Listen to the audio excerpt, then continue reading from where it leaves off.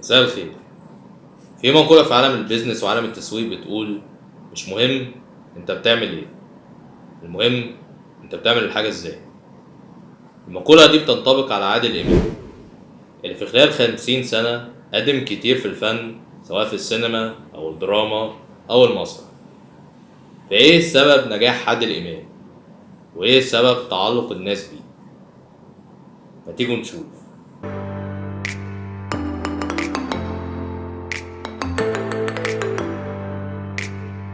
في 17 مايو سنة 1940 في قرية صغيرة في المنصورة اتولد عادل إمام، والسنة دي بيكمل 83 سنة. وحابب من خلال القناة بتاعتي إن أنا أقول كل سنة وأنت طيب يا زعيم وربنا يخليك لي.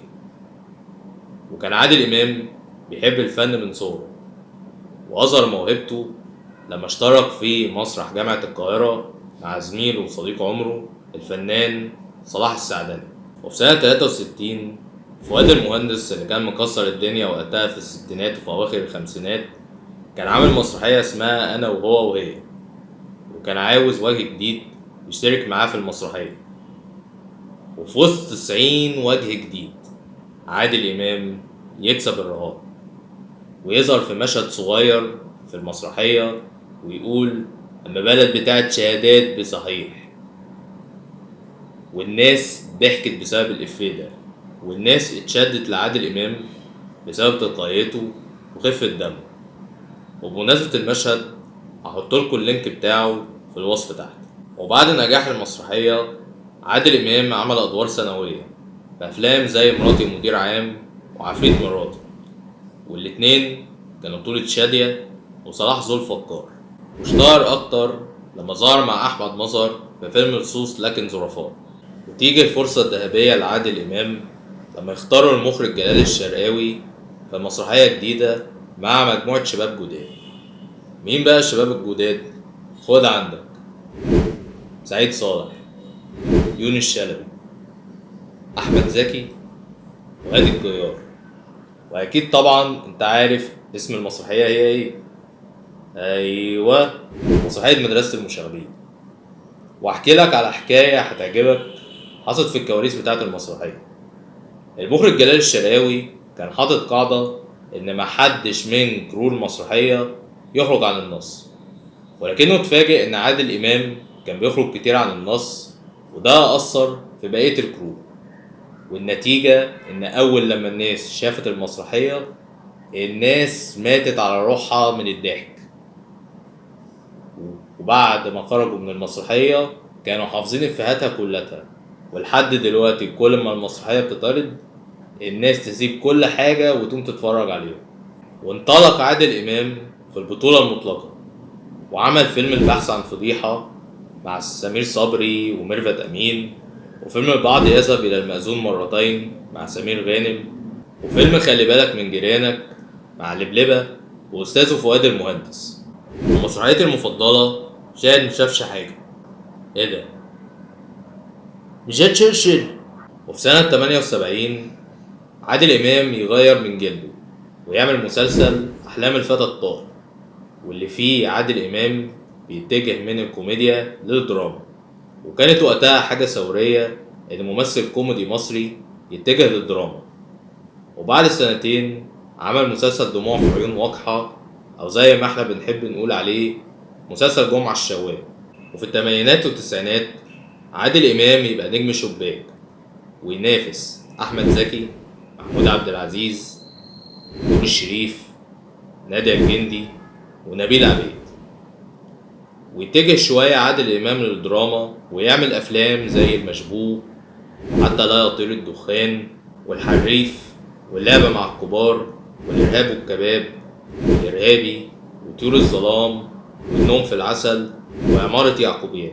في نفس الوقت كان كل شوية يرجع للكوميديا وعمل مسرحية الواد سيد الشغال ومسرحية الزعيم اللي بسببها خد لقب الزعيم. وفي أواخر التسعينات تختفي الأضواء شوية عن عادل إمام مع ظهور أفلام زي صعيدي في الجامعة الأمريكية ومحمود على الحدود والناظر، وظهور نجوم شباب جداد زي محمد هنيدي وأحمد السقا وطارق لطفي ومنى زكي وغادة عادل وهاني رمزي وفتحي عبد الوهاب وعلاء ولي الدين الله يرحمه وكريم عبد العزيز واحمد حلمي ومحمود عبد المغني ومحمد سعد. وبسبب النجوم دول الناس ما تقبلتش عادل امام في دور الشاب الكحيان ابو دم خفيف، خصوصا في المرحله السنيه اللي هو فيها. بس على مين؟ ده الزعيم يا جدعان. فقام عادل امام عامل ايه؟ راح عادل امام قرر انه يواكب الفتره الزمنيه اللي هو فيها، وقرر انه يعمل ادوار تناسب المرحله السنيه اللي هو فيها، وفي نفس الوقت يقدم معاه شباب جداد. والنتيجه افلام زي امير الظلام، عريس من جهه امنيه، السفاره في العماره، والسفير في الاسانسير، عماره يعقوبيان، مرجان احمد مرجان، حسن ومرقص، فيلم زهايمر اللي يعتبر اخر فيلم له. وبعديها رجع للتاني للدراما وعمل مسلسل فرقة ناجي عطا الله، مسلسل العراف، والتاريخ يتكلم عن نفسه. طيب سؤال بقى فوت، ايه هي اسباب نجاح عادل امام؟ في مصطلح اسمه الاندر دوج او الكلب المستضعف. المصطلح ده بيتقال على اي حد عادي ما عندوش قدرات استثنائية، ولكنه بعزيمته وباصراره بيوصل اللي هو عايزه وبيهزم اللي اقوى منه. عادل امام ينطبق عليه المصطلح ده، لانك لو فكرت معاه شويه باستثناء كاريزمته وخفه دمه، عادل امام ما عندوش المقومات اللي تخليه نجم شباك. لا هو قوي زي فريد شوقي، ولا هو دون جوان زي شكري سرحان، رشدي اباظه، عمر الشريف، احمد مظهر، حسين فهمي، محمود ياسين، ومحمود عبد العزيز. ولا هو بيضرب وبيغني وبيرقص زي ميتال باتشان، ولا بيعمل شقلباظات زي جاكي شان، ولا هو قوي وشايل معاه مسدسات وسكاكين وبنادق واسلحه تقيله زي سيلفستر ستالون وارنولد شوارزنيجر. انما هو شخص عادي جدا، ممكن يكون ابوك، خالك، عمك، جدك، صاحبك، ابن خالتك، اخوك، اي حد عادي ممكن تقابله في الشارع. وده خلت الناس ان هي ترتبط بعادل امام، لان الناس شايفين ان عادل امام كانه واحد منهم.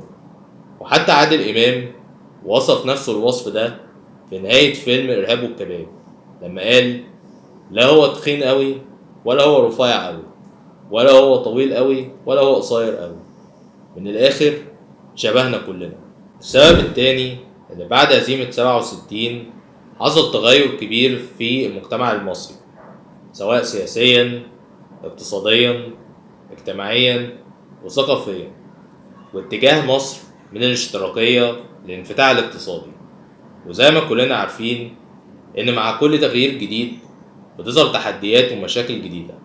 عادل امام كان مطلع على كل التحديات دي، وقدم اعمال اتكلمت عن مواضيع زي ما كانت الناس المهمشة في اعمال زي الحريف واحلام الفتى الطائر والافوكاتو وكراكون في الشارع، والصراع بين مصر واسرائيل في دموع في عيون واقحة، والسفارة في العمارة وفرقة ناجي عطا الله، والصراع بين الناس البسيطة والناس الأغنياء حتى لا يطير الدخان، سلام يا صاحبي، والمنزل، وهوس الناس بالفلوس، وبيت وعديلة، وعصابة حمادة وتوتو، وسلطة رجال الأعمال في مرجان أحمد مرجان، والإرهاب في الإرهاب والكباب، والإرهابي وطيور الظلام، حسن ومرقص، والصراع بين الإنسان العادي والسلطة في اللعبة مع الكبار، والإرهاب والكباب، وأمير الظلام، والنوم في العسل، ومواضيع تانية كتير. وده اللي خلت أعمال عادل إمام مازالت بتتشاف لحد دلوقتي. السبب التالت إن عادل إمام كان بيعرف يوزن ما بين الدراما والكوميديا. على سبيل المثال في 95 عمل فيلم طيور الظلام، راح في نفس السنة عمل فيلم بخيت وعديلة. وفي 81 عمل فيلم المشبوه، راح السنة اللي بعديها عمل فيلم عصابة حمادة وتوتو. وفي 85 خوفنا في الإنس والجن، وضحكنا في نفس السنة في كراكون في الشارع ومسرحية الواد سيد الشغال. و2006 عمل فيلم عمارة يعقوبيان، قام بعديها بسنة عمل فيلم مرجان أحمد مرجان. وده أثر حتى على ممثلين تانيين، وأشهرهم هو كريم عبد العزيز اللي في سنة 2006 عمل فيلم واحد من الناس قام في نفس السنة عمل في محطة مصر، والسنة اللي فاتت عمل فيلم كيرة والجن، قام السنة دي عمل فيلم بيت الروبي مع كريم محمود عبد العزيز. وآخر حاجة إن عادل إمام كان بيعرف إزاي يضحك الناس، سواء في الكوميديا العادية أو الدراما الممزوجة بالكوميديا، ويعرف إمتى يستخدم كوميديا الإفيه، ويعرف إمتى يستخدم الكوميديا الساخرة، ويعرف إمتى يستخدم كوميديا الموقف. وعشان كده هتلاقي إفيهاته ما زلنا بنقولها لحد النهاردة، وبنستخدمها في ميمز وكوميكس ونبعتها لبعض. خلاصة الكلام، عادل إمام مش مجرد نجم وبس، إنما هو مدرسة بتعلمك إزاي تعرف تستغل موهبتك صح. ومش شرط في التمثيل أو في الفن، ممكن يكون في أي مجال في الحياة، وممكن يكون مجالك أنت ذات نفسك، وتتعلم إزاي تتقن حرفتك عشان توصل اللي نفسك فيه. أشوفكم في فيديو جديد. سلام.